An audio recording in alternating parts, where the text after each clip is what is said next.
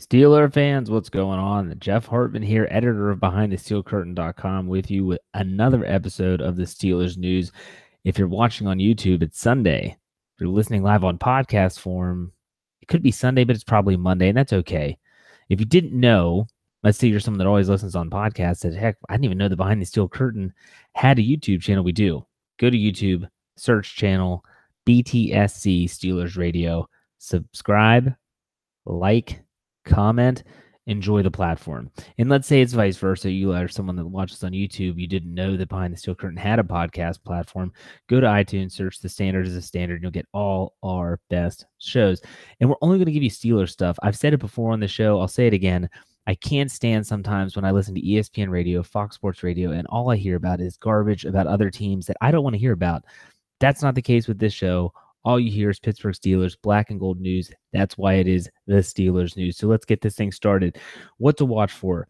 Everyone knows the Pittsburgh Steelers just wrapped up their OTAs, 10 sessions, all done in the books. Now they move on to what? Mandatory minicamp.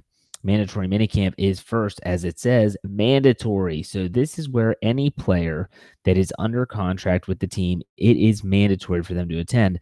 You hear stories all across the NFL where players skip mandatory minicamp. In that case, they're typically fined. Some type of punishment is handed down by the team. That depends on the team and how they handle that. Don't expect Le'Veon Bell to show up. He's not under contract, therefore he would not be punished for missing. But I think you can expect Ben Roethlisberger to be there. I'm pretty sure you'll see Antonio Brown there, even though Antonio Brown missed a large majority of OTAs. But what can we expect from minicamp is the question that a lot of people are asking. Is there a difference between OTAs and minicamp? There is. Minicamp in general is a lot more focused on team play. We're talking about the X's and O's, getting on the field, more 7-on-7, 11-on-11 work. It's not so much individual drills and things of that nature. So you'll be hearing reports about players that are doing extremely well, maybe rookies, maybe, which we'll talk about later in the show. Maybe you'll hear about someone like Justin Hunter, a wide receiver who's really trying to make a name for himself, trying to solidify his spot on the team. You might hear stories about unfortunate injuries that happened during minicamp. The Steelers have already had 2 season-ending injuries, thankfully only to depth players or players that might not even make the team. But you might hear those stories. You might see players be swapped out. For instance, if a player from another team gets cut or released, and the Steelers like that player and they want to bring him on, they can. And then the 90-man roster, as I always say on BehindTheSteelCurtain.com, is fluid. The one thing you want to watch for, though, in minicamp is health. Everyone's staying healthy, and then staying out of the news. Because after minicamp is when you have those dog days of summer. The rest of June, almost the entire month of July, where there's no football, there's no workouts, there's no practices. Even if they're in shorts, it's a wait until training camp and the Steelers report at St. Vincent College. I believe it's July 25th. I could be wrong. It could be the 27th. We have the full schedule at BehindTheSteelCurtain.com for you to check out if you're going up to Latrobe to check out those workouts. But those are the big things. And as always, we'll be keeping you up to date here on the Steelers news and especially on BehindTheSteelCurtain.com with all that you need to know about minicamp heading into training camp and then preseason and then the regular season. Man, time flies. It feels like just yesterday we were watching the team get into the playoffs and unfortunately losing to the Jaguars. So let's talk rookies. The Pittsburgh Steelers have been setting a trend the last few years. And it was a trend that under certain coaches, specifically position coaches, whether it was Bruce Arians and Dick LeBeau or Todd Haley, they didn't like to play a lot of rookies for whatever reason. You think back to some of the great players that came through, they weren't starters out of the gate. Ben Roethlisberger wasn't a starter out of the gate. That was Bill Cowher. Same with Troy Polamalu. I understand that sometimes players need to mature and they need to develop and they need to be ready. But at the same time, sometimes you have to put out the best players regardless of who they might be putting on the bench for that. So the question is, and this is the title of the episode, which rookies will make the biggest impact on the Steelers in 2018? And that's not an easy question. It really isn't. Because I think, in my opinion, there's varying levels of impact for a team. In other words, some players could be potential starters Some players could be significant members of special teams. Both could have an impact, yet they're going to be different. So I'm going to go through some of the rookies that I think are going to make a big impact in one way or another for the Steelers in 2018. And I'll tell you what, I want to hear from you. I want to know if you agree or disagree with what I think about this rookie class. Let me know in the comment section below. I try to reply to as many comments as we get here on YouTube, or if you're listening on podcast form on BehindTheSteelCurtain.com, go into the comment section. Let me know what you think. Always good to have great discussion and dialogue there. So I think we're going to start off, rightfully so, with the number 1 draft pick, Terrell Edmunds, safety out of Virginia Tech. What is his impact going to be? I think it's going to be large. They are going to use him a lot in sub packages. You're going to see him as almost like a rover type that's going to be the inside linebacker, yet still a safety in specific sub packages. Terrell Edmunds is going to be a player that is going to see the field. Is he going to be a starter? No, I don't think so. If he is, that typically would mean there's some injuries that happened on the depth chart ahead of him. But that doesn't mean he's not going to be on the field. That doesn't mean he's not going to have an impact. I think that with certain sub packages and eventually by the end of the season, he could be on the field a significant amount of time. I see Terrell Edmunds having a really big impact. A lot of people still to this day don't know what the Steelers have in Terrell Edmunds, and really we won't know for sure until they get to training camp, until they put the pads on, the preseason kicks off. But until then, I think they have a really good player in Terrell Edmunds, and it's a player that they want in terms of his size, his athleticism, and his capabilities. Look for him in sub packages. I think that's going to be where he impacts the team in 2018. Next, second round pick, James Washington. He's from Oklahoma State, wide receiver. I think he has the potential to be a starter on offense in 2018. Martavis Bryant, gone to the Raiders. Who fills that role? Who fills that role for taking the top off of defense? Some people, myself included, have mentioned Justin Hunter. Some people have suggested Darius Hayward-Bay. Both of those players are veterans, they have experience, and they have speed. The one thing that James Washington does, though, is he built his entire college resume off of the deep ball. He and Mason Rudolph connected for more deep passing yards than any other duo in college football throughout their time at Oklahoma State, and even last year in 2017. He has already been applauded by Ben Roethlisberger, some of the coaching staff, teammates, his ability to high point the ball, make the tough catches. That's what he does. And so, in my opinion, I don't think James Washington is going to start the year out wide being that guy for the Steelers. But I think by the season end, whenever that may be, he's going to be the starter out wide. The Steelers have a lot of good receivers. Juju Smith-Schuster can play the slot as well as outside. James Washington can also fill some needs here and there. Antonio Brown can play everywhere. Keep that in mind. It's just another piece of the puzzle, but I think that James Washington has the potential to be a starter in 2018. Next, we go to Jalen Samuels out of North Carolina State.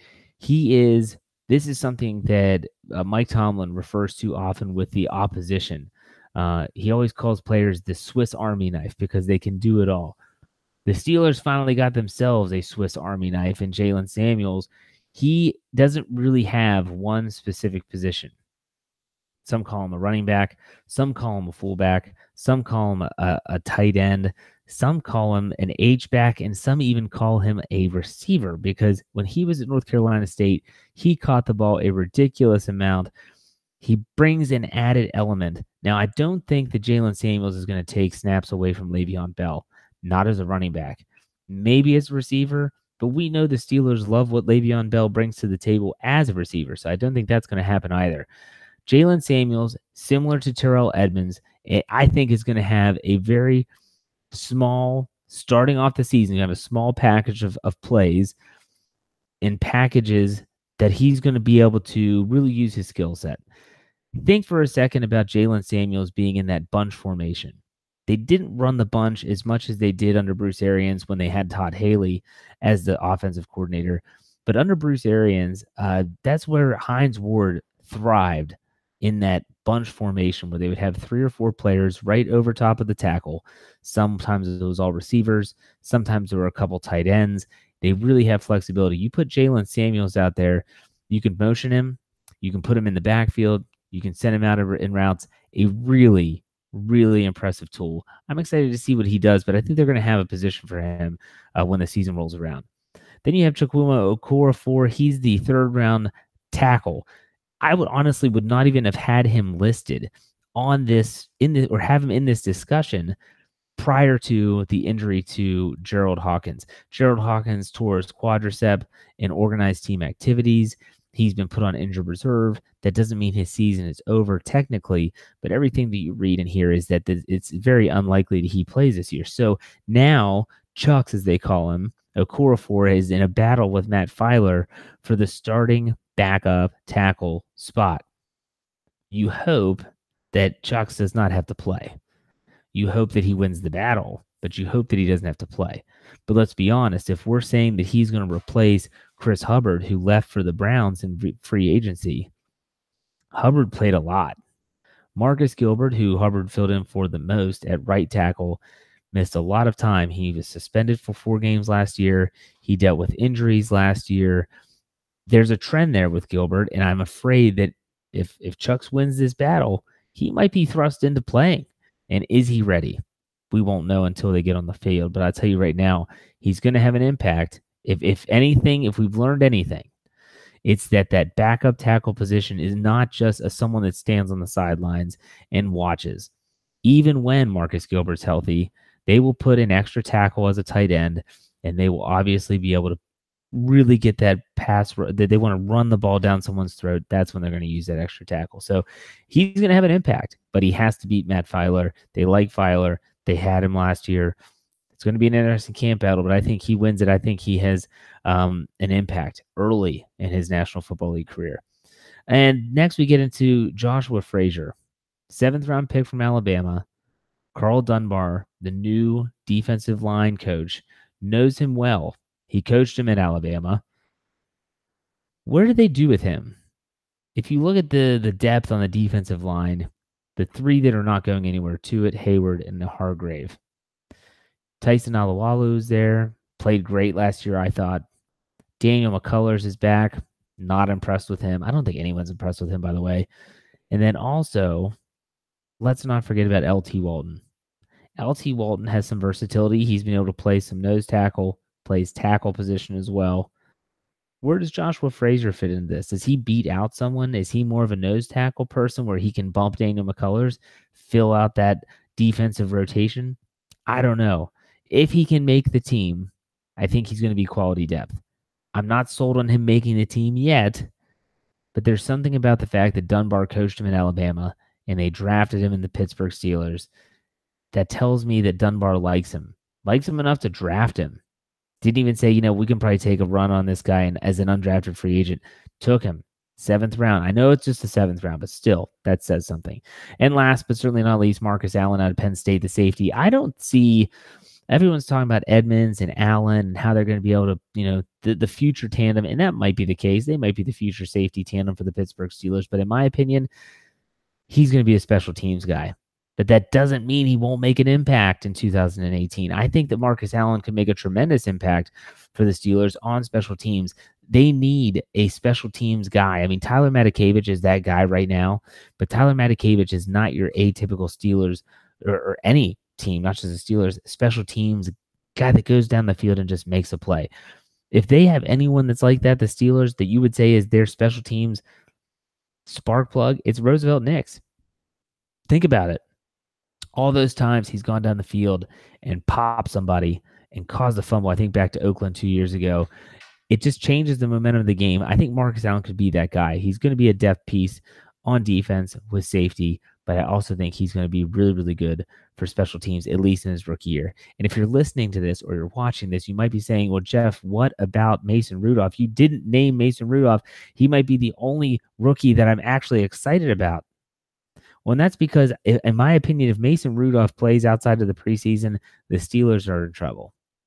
It's not that Mason Rudolph is incapable, but it's that if Ben Roethlisberger goes down, and there's no debate, none whatsoever, as to whether Ben Roethlisberger should be the quarterback. That is not even a discussion. Not going to waste my breath. If Ben Roethlisberger goes down, Mason Rudolph is playing, that means that the season has gone south in a hurry. So Mason Rudolph, I really like the kid. I think he has a very, very bright future ahead of him. But at the same time, I just don't see him making an impact in 2018. And that's what we're talking about here in this episode is which Pittsburgh Steeler rookie is going to make the biggest impact. So I went through those there. I just don't think Mason Rudolph, I hope actually that Mason Rudolph doesn't have a big impact in this season, but I think they're going to get a lot of contributions from their rookies. And if you think back to the last few years, they have. I go back to 2016. It was Artie Burns. It was Sean Davis. It was Javon Hargrave. Last year's TJ Watt. Cameron Sutton ended up coming on. They have been relying more and more on their rookies. I like this class more and more the more I study them. I think it's a very, very solid class. Now, moving on, talking a little history now. If you checked out Behind the Steel Curtain on Sunday, you would have seen an article that I posed, and it was specifically a discussion piece. It was name your all-time favorite Steelers by position, okay? This was not a who do you think was best. It was name your favorite all-time Steelers by position. And if you haven't checked it out yet, please go to the website and check it out because I think it was really cool. We already have, and as of the recording, we have well over 100 comments of people debating, talking about their own personal picks. I gave my own. I went position by position. Now, I didn't go specifically on the offensive and defensive line, just gave one. I want to share with you what my favorite positions were. Now, I have to tell you, I was born in 1983. I'm 35 years old for those that can do the math. And I grew up in the horrid 80s and early 90s. It wasn't until 94, 95 that the Steelers started to kind of come around under Bill Cowher. But ultimately, for me, here's my list. All-time favorite Steelers. We're going to start on offense. Running back, Barry Foster. When I was in 7th grade, I got to choose my own jersey number, and I chose 29 because of Barry Foster. I loved that guy in 94. He was so dynamic, and I always kind of hated Bam Morris because I always felt Bam Morris took Barry Foster's spot. Foster was kind of a one-and-done type player. I wish he would have played longer for the Steelers. I wish he would have been more productive, and injuries didn't get in the way. Always my favorite running back. I know, with Jerome Bettis and stuff, and Le'Veon Bell, you're saying this guy's off his rocker. It just comes down to my youth. Wide receiver, easy. Antonio Brown. People want to talk about Swan and Stallworth. Antonio Brown is the greatest wide receiver in Steelers history, period. I don't want to hear any talk about it. That's it. Tight end, Heath Miller. I'm pretty sure that everyone, maybe except for one or two, every single person that responded to this article said Heath Miller was their favorite tight end. Who else are you going to say? Eric Green? That's who I thought of, but no. Heath Miller, by far. Quarterback, Ben Roethlisberger. He's the only jersey that I actually own. I own, 9 Ben Roethlisberger jerseys, including throwbacks, home, away. I became infatuated with this guy as a football player when he was drafted in 2004, and then he went on that magical run to the AFC Championship game. It's always been about number 7 for me. Offensive line, this was tough. I mean, I could go Darmonte Dawson, some of the current players. I went with David DeCastro. There's something about DeCastro. He just goes out there and he pummels people, punches them in the face. I just think back to those great hits that he has on Vontaze Burfict, completely legal, but he sent a message the right way. He didn't have to get a penalty. He knew how to take care of business. I like that guy. No nonsense. Reminds me of another number 66, Alan Faneca. And I don't know, DeCastro plays with a little bit more of an edge. That's why I like him. Let's go to the defensive side, defensive line. Aaron Smith, probably, in my opinion, the unheralded captain of that defense of those early 2000 groups. They were so good, and Aaron Smith was phenomenal. I wish his career would have ended differently. He tore his tricep muscle, tried to come back, just didn't work out, and eventually had to retire. But Aaron Smith, I always loved the way he approached the game. Cornerback, a lot of people said Ike Taylor, and I don't know why, because if you were alive when Rod Woodson played, there was no one better.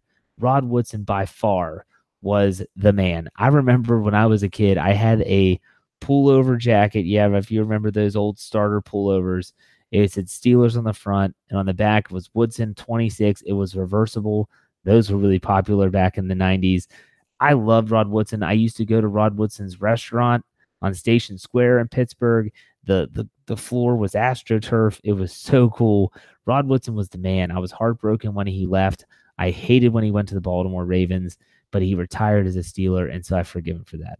Safety, this is where you get down to the generational gap. Okay, now if I were to ask my dad who the greatest safety was, he might say, a number of players from the 70s like Donnie Shell. I'm going to say straight up Troy Polamalu. I don't think there's any debate there. You could talk about free safety, strong safety. Polamalu was the man. You could name, I don't know how many plays where he just, I don't know, he literally left you in awe. Like, I can't believe that guy just did that. Troy, that's all you got to say. Inside linebacker, everyone's saying Shazier. Everyone's going through, Lambert. For me, again, it goes back to my youth. Levon Kirkland, number 99.